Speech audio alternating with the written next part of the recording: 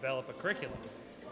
Not just critical thinking, because students' eyes kind of glaze over when you say critical thinking, but more of skeptical thinking, and an actual skeptical curriculum. And then we'll have this all online, and anybody can go on there and access it for free and download whatever materials they need and teach their own class.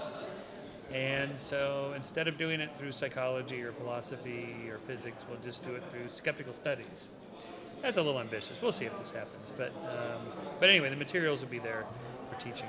And then the other big thing, I think, is just the bottom-up social networking. I think skepticism has grown just by dint of people that are like-minded starting their own meetup groups and skeptics at the pub and Facebook pages and blogs and vlogs and, just whatever.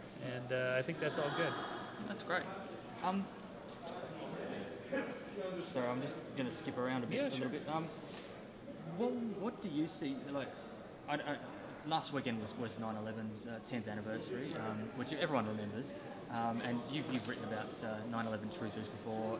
But what do you think is the driving force behind groups like 9/11 truthers, anti-vaxxers, birthers, conspiracy theorists, UFO nuts?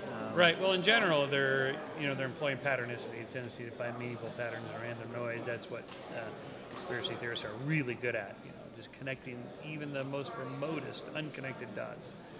And but what they're after there is a grand sort of transcendental explanation that accounts for everything. And that's just not how the world works. It's much more complex than that.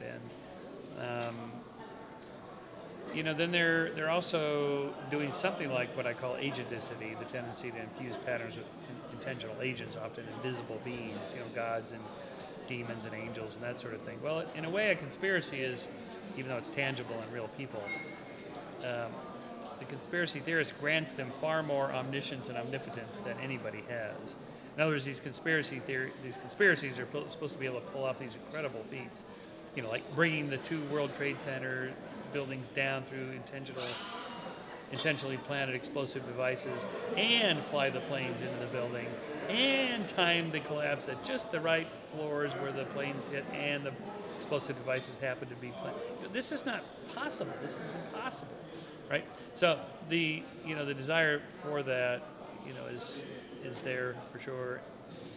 And then finally, I think they're looking for, some grand, almost like a religious worldview, a grand secular explanation for how the world works. That explains everything. It's the Illuminati, or it's the Bilderbergers, or the Rothschilds, or the New World Order, and so this is one of the telltale signs that it's a bogus theory. In my book, is the more people that have to be involved, the grander the scope of the conspiracy. World domination. That's probably means it's not true. It's much like the moon landing, where there were thousands of people involved. Yeah. And yet no one slipped up that it was fake. Right. This is the other way we know about conspiracies is they come out. I mean, people can't keep their mouth shut. Usually they come out fairly quick. President Lincoln was assassinated by a conspiracy, and the plotters were caught, tried. Within 24 hours they knew. Actually, within hours they knew it was a conspiracy. They were supposed to assassinate Vice President Johnson, Secretary of State Stewart, Secretary of War Stanton. There was a whole list. Okay, so this came out. Now, if this was the case with Kennedy or 9/11, we would find out about this because people can't keep their mouth shut. Exactly. Yeah. I wanted to ask you about. Are you familiar with Charles P. Pierce's essay "Greetings from Idiot America" in 2005? No. He wrote Greetings from Idiot America in Esquire magazine in 2005, and then wrote the book Idiot America afterwards. And he talks about the influences of politics, religion, and the media giving people what they want in terms of someone else doing their thinking for them. And that subsequently is causing a sort of a dumb society, or a society that's willing to just let things go. Yeah, I don't know. People are very tribal, so doing the thinking for you, that does happen, but that happens in many walks of life.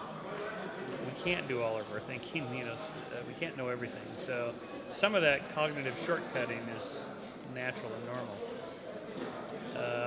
And dumbing down, yeah, it seems like it, but in fact, I talked about today the Flynn effect. IQ scores going up 3 points every 10 years for the last almost century. This is pretty amazing, and this is happening in America too. Now, obviously, the people working at Walmart aren't probably enjoying the Flynn effect, but somebody's got to work in the service industry, I guess.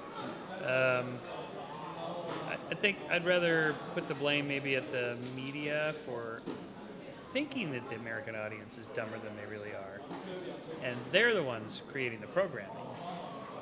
I think if they made the programming more intelligent and sexy and fun, and promoted it as sexy and fun, like Big Bang Theory is a fun series, Science Geeks, but it's all done, I think, fairly well, and there's a way to do that, and without having to dumb it down.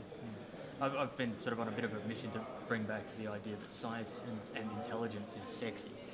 So yeah, well, good. I think we should do that. More of that. I might actually make some badges or something. I'll send you one. Now, I just wanted to. I'll finish up with one more question. And again, for people who weren't here, to cover the topic from the Thinking Conference in the next 10 years, what does the world need in order to survive and flourish? What would be your short, précis answer to that? In the next 10 years, I think, again, the spread of skepticism through more serious academic channels so that we're taken seriously, and then through the bottom up, through pop culture and media, mass media, social network, social media, and so on. I think those are the two, from the top down, from the bottom up, and continue to just penetrate all different aspects of culture with the ideas such that they just become second nature to the way people think. I mean, that's not going to happen in 10 years, but in 10 years we should be having a good start anyway. That's great. Well, thank you, Michael Shermer. Oh, you're welcome. Much appreciated. Great to meet you. And I might ask you if you would sign my books. Sure, of course, absolutely. And I've actually got one. I'm doing a Vox Pop as well, where I'm just asking everyone what they thought of the conference and what was one thing they took away. Obviously, you being a speaker, you've got your own points that you were making, but what would be the one overarching thing? This is going to go into separate. Yes, I thought the Think Inc. conference was great. I thought they pulled it off. It's hard to do these conferences. I think the take home for me was the audience was very intelligent, very diverse in age and gender and so forth. I was impressed with that, and the questions were really sharp, sharper than most. They did a great job.